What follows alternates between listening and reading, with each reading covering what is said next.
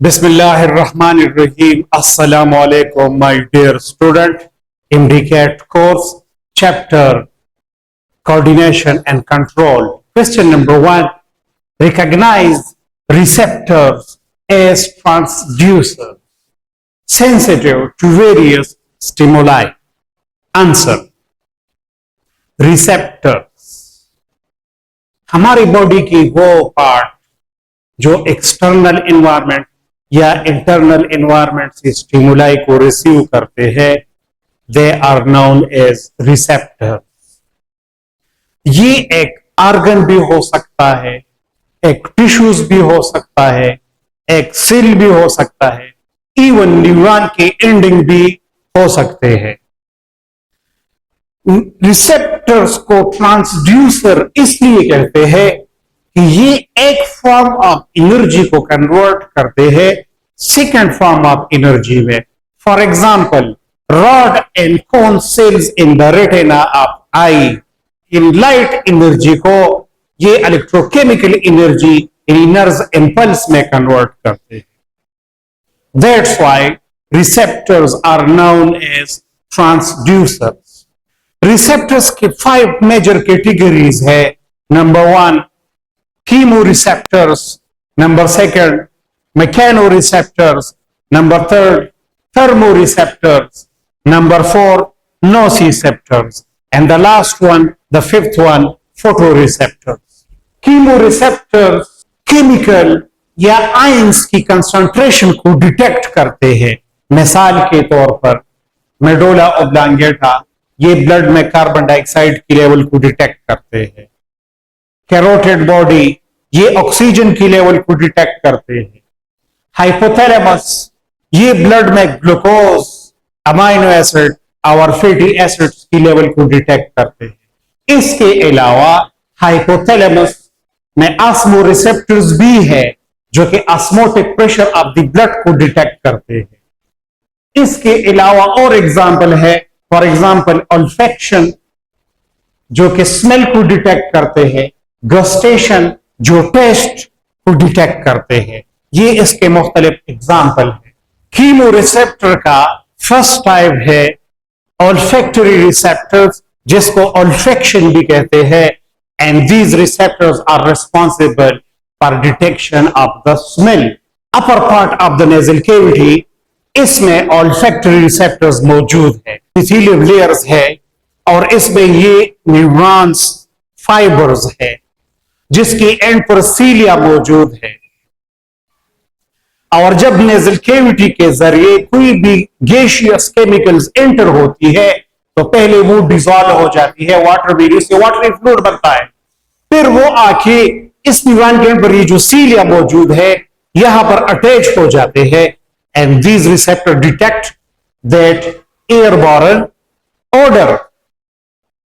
एक बात याद रखनी है कि जब ये डिटेक्ट करे तो फिर ये जो रिसेप्टर सेल्स है इनके जरिए इंपल्स जाती है ब्रेन में, और फिर रिस्पांस में we can detect the smell of that chemicals. My dear students, एक बात याद रखनी है कि तकरीबन 1000 ऑल्फैक्टरी रिसेप्टर्स मौजूद है हमारे नेजल कैविटी में, और 1000 में से एक रिसेप्टर जो है वो सिर्फ एक स्पेसिफिक टाइप ऑफ ऑर्डर के लिए रिस्पॉन्सिबल है। दूसरा टाइप है टेस्ट रिसेप्टर, जिसको साइंटिफिकली गस्टेशन भी कह सकते हैं। ये हमारे टंग की सरफेस पर मौजूद होते हैं। पेपिला के अंदर पेपिलेस, ये जो टंग की रफनेस है, इसकी जो रफ अफियरेंस है, it is because of the papillae. Papillae are microscopic projections present on the surface of the tongues, और इन्हीं में ये टेस्ट रिसेप्टर्स मौजूद होते हैं, and they are responsible to detect the taste of the food or any chemicals.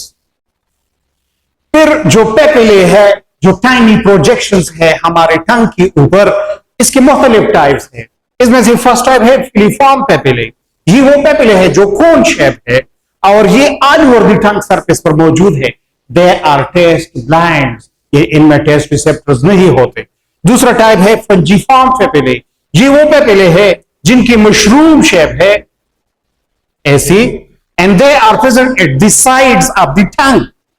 फिर है foliate papillae, ये सीरीज ऑफ फोल्ड्स है at the sides of the tongue. फिर चौथा टाइप है पेपिला का सर्कमवलेट पेपिले, ये ऐसे माउंड शेप पेपिले है और इसके इर्द गिर्द ट्रेंच मौजूद होते हैं, और ये हमारी टंग की बैक साइड पर मौजूद है। फिर हर एक पेपिला को अगर देखा जाए तो उसमें ये टेस्ट रिसेप्टर्स मौजूद है, जिसको टेस्ट बर्ड्स भी कहते हैं। These are the group of modified epithelial cells, और इनमें होती है टेस्ट पोर्स। अगर टंग के इनसाइड देख ले तो फिर यहां पर ये रिसेप्टर सेल्स है, और इस पोर के टिप पर यहां पर सीलिया मौजूद है, जिसको टेस्ट हेयर्स कहते हैं। और जो टेस्ट पोर है ये प्राइमरी 4 टाइप्स के हैं। 1 4 is responsible for sweet, another is responsible for sour, third for salty, and the fourth one is for bitter। तो जब फूड मॉलिक्यूल या कोई भी हो वो जब आके इस पोर के करीब आ जाता है तो यहां पर ये टाइनी हेयर्स है, टेस्ट हेयर्स, ये उसको डिटेक्ट करते हैं, they give signal to the nerves, जिसकी वजह से वो ब्रेन में चली जाती है। Second type of the receptor is mechano receptors.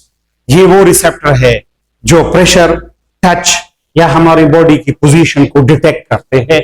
मिसाल के तौर पर बैरो रिसेप्टर्स, ये प्रेशर रिसेप्टर्स है, और ये ब्लड वेसल्स की स्ट्रेच को डिटेक्ट करते हैं। फिर बैरो रिसेप्टर्स को अगर देखा जाए तो इसकी 2 टाइप्स है। एक है हाई प्रेशर आर्टीरियल बैरो रिसेप्टर्स, जो अयोटिक आर्च में मौजूद है, यानी हार्ट से जो अयोटा निकली है यहां पर जो रिसेप्टर्स मौजूद है, these are high pressure arterial baroreceptors. या इस अयोटा से जो कैरोटिड आर्टरीज निकली है यहां पर भी ये मौजूद है। दे एग्जामिन द ब्लड जो डिलीवर हो जाता है अपर पार्ट्स ऑफ द बॉडी में और lower parts of the body में। फिर बैरो रिसेप्टर का दूसरा टाइप है लो प्रेशर बैरो रिसेप्टर्स, ये विनकेवास में मौजूद होते हैं, राइट आर्टरी की वॉल में भी ये मौजूद होते हैं, और इनका काम ये है कि ये ब्लड की वॉल्यूम को डिटेक्ट करते हैं।